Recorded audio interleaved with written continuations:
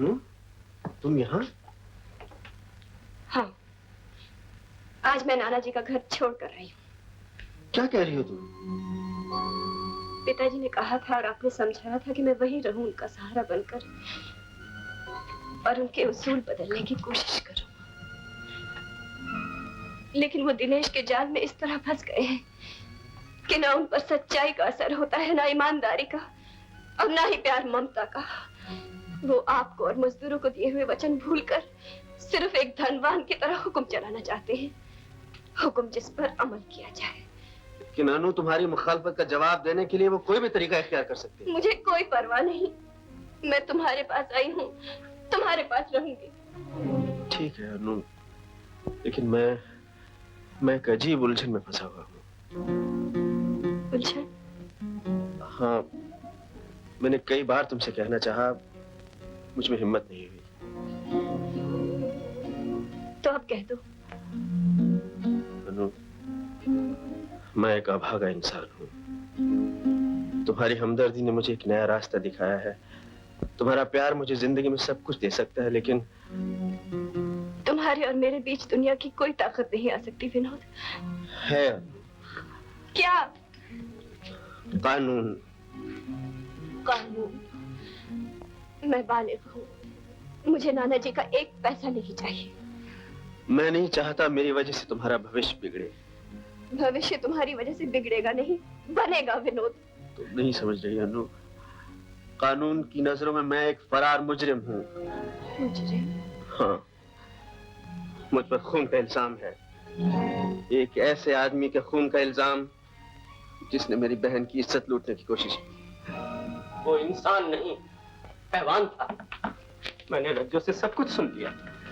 हाँ अनु दीदी, पिस्तौल की गोली अनजाने में चली थी। वो कमीना भैया को मारने की कोशिश में खुद मरा और इल्जाम इन पर लगा। मैंने अपील भी की थी, लेकिन जब मुझे पता चला रज्जो घर से चली गई, तब मैं एक डाकू की मदद से जेल से फरार हो गया। उस रात ट्रेन में जब तुमसे मिला, तब भी मैं इसी की तलाश में भटक रहा था। लाला जी, अन्नू जी वापस नहीं आएंगी और मिल भी हमारे हाथ से गई। रणवीर को बुलाओ, अन्नू के भगाने के इल्जाम में विनोद और विशाल को गिरफ्तार किया जाए। अन्नू जी अपनी मर्जी से गई हैं और वो बालिग हैं। तो फिर मिल बंद कर दो, जब लोग भूखों मरेंगे तो पता चल जाएगा। लाला जी, मिल हमने मजदूरों को बाकायदा एग्रीमेंट करके दी है, इसीलिए हम विनोद के खिलाफ भी कोई कार्रवाई नहीं कर सकते। मैंने बिना सोचे समझे अन्नू की उस वक्त बात मान ली, अब क्या होगा? मेरे पास एक तरकीब है जिससे सांप भी मर जाए और लाठी भी नहीं टूटे। वो क्या? अगर आप इजाजत दें तो बारूद लगाकर मिल को उड़ा दिया जाए। ये क्या बक रहे हो? यही एक तरीका है लाला जी, एक तीर और दो निशाने। मिल का नुकसान इंश्योरेंस कंपनी दे देगी और मैं ऐसे गवाह तैयार कर लूंगा जिससे यह साबित हो जाएगा कि विनोद और विशाल ने मिल में आग लगाई है। आपके एक इशारे पर रणवीर उन्हें गिरफ्तार कर लेगा और फिर अन्नू जी को लाचार होकर आपके पास आना पड़ेगा। जी, इसे गौर से देखो, ये मिल का नक्शा है। यहाँ डायनामाइट लगाकर हम मिल को उड़ा सकते हैं और उसके बाद विनोद और उसके साथियों को आसानी से कानून की जाल में फंसा सकते हैं।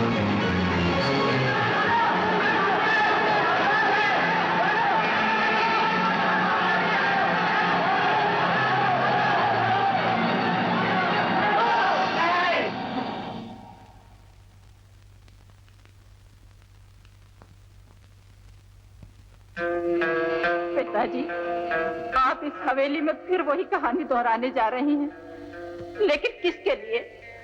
कौन भोगेगा इस दौलत को? इतना याद रखिए, मेरी आत्मा उस वक्त तक भटकती रहेगी जब तक कि आप मेरी बेटी के साथ न्याय नहीं करेंगे। लाला जी, आप अपने झूठे अभिमान में अंधे हो रहे हैं। आपके जुल्म के कारण आपकी बेटी को बेमौत मरना पड़ा। आपने उसके पति का कत्ल करवाना था और अब आप अपनी मिल में आग लगाकर अपनी जिद पूरी करना चाहते हैं। सोचिए, इससे आपको क्या मिलेगा? क्या मिलेगा?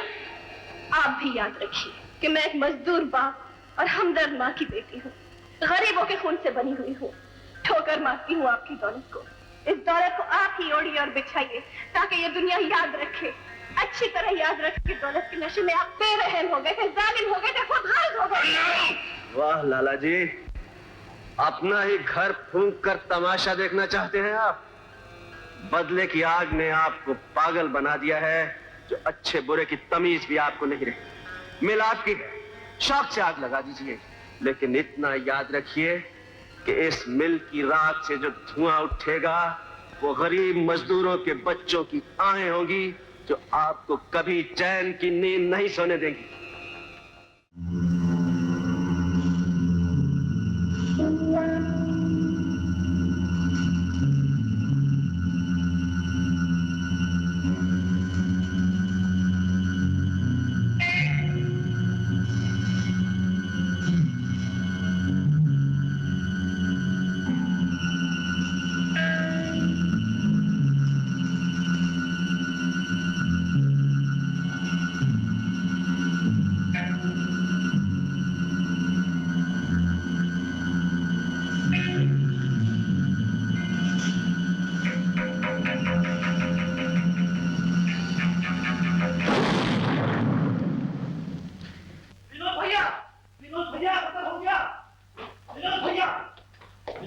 क्या हुआ?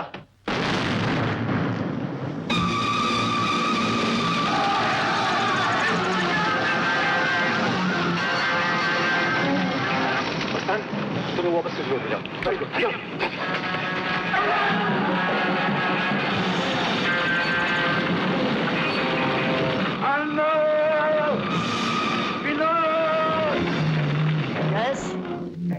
हाँ दिनेश बाबू, मुझे पता लग चुका है। मैं अभी पुलिस को लेकर वहां पहुंचता हूँ। आप नहीं जानते इंस्पेक्टर साहब, बदला लेने के लिए आग विनोद ने लगाई। क्या कहा? बदमाशों ने कहां बारूद लगाया है? विनोद, मैं तुम्हें नहीं जाने दूंगा विनोद। अच्छा, तुम लोग आग पर काबू पाने की कोशिश करो और मैं इन बदमाशों से निपटता हूँ। नहीं, छोड़ दो चाचा।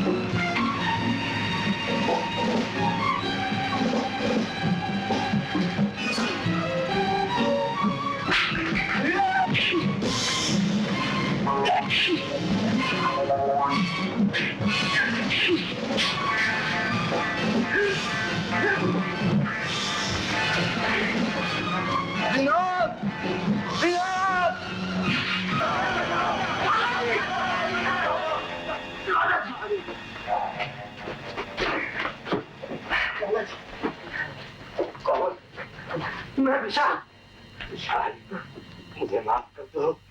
मैंने तुम्हें बर्बाद कर दिया और तुमने मुझे इस वक्त बचा दिया। पुरानी बातें भूल जाओ लाला जी।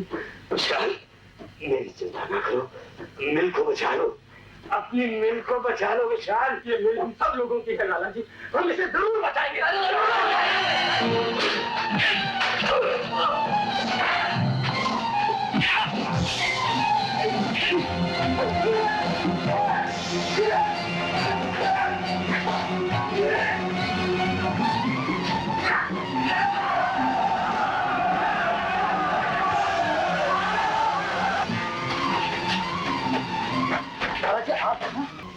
घबराए नहीं लाला जी, ये सब करतूत विनोद की है।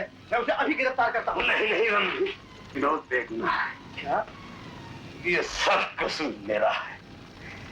मैं दिनेश के बहकावे में आ गया। ये आग उसी ने लगाई। दिनेश ने।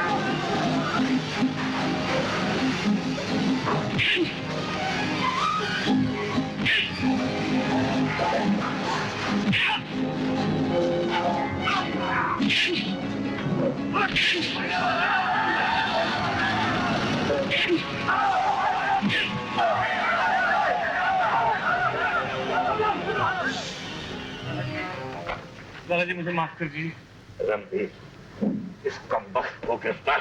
दिनेश, मुझे तुमसे ये उम्मीद नहीं थी। ले जाओ इसे, ले जाओ।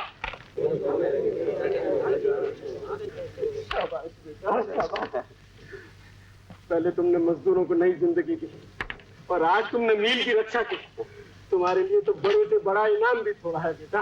विनोद भैया की, विनोद भैया की, विनोद भैया की।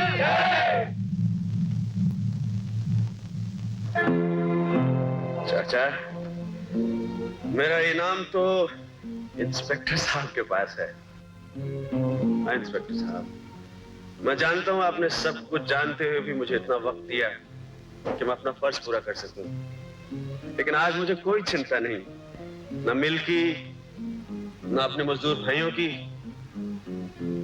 और न अपनी बहन की। आपका अजीत हाजिर है। मैंने खुद अपनी आंखों से देखा था जब बलदेव ने अजीत को अपनी पिस्तौल का निशाना बनाया तो अजीत ने उसका हाथ पकड़ लिया था। इसके बाद दोनों में काफी हाथापाई हुई और इस छीना झपटी में बलदेव अपनी पिस्तौल से खुद अपने ही हाथों मारा गया। न सिर्फ भाई बहन के प्यार की मिसाल अदालत के सामने मौजूद है, बल्कि एक ईमानदार और दूसरों के लिए अपनी जान पर खेलने वाले अजीत से भी लोगों को नसीहत देनी चाहिए। मुकदमे के हालात और खास तौर पर गवाह मोती के बयान पर यकीन करते हुए मैं मुल्जिम अजीत सिंह को बलदेव सहाय के कत्ल के इल्जाम से बाइज्जत बरी करता हूं। लेकिन जेल से भागने का जुर्म अजीत सिंह के खिलाफ साबित है, मगर मुल्जिम जो सजा पहले ही भुगत चुका है वो इंसाफ के मकसद को पूरा करती है। इसलिए मुल्जिम अजीत सिंह को रिहा किया जाए।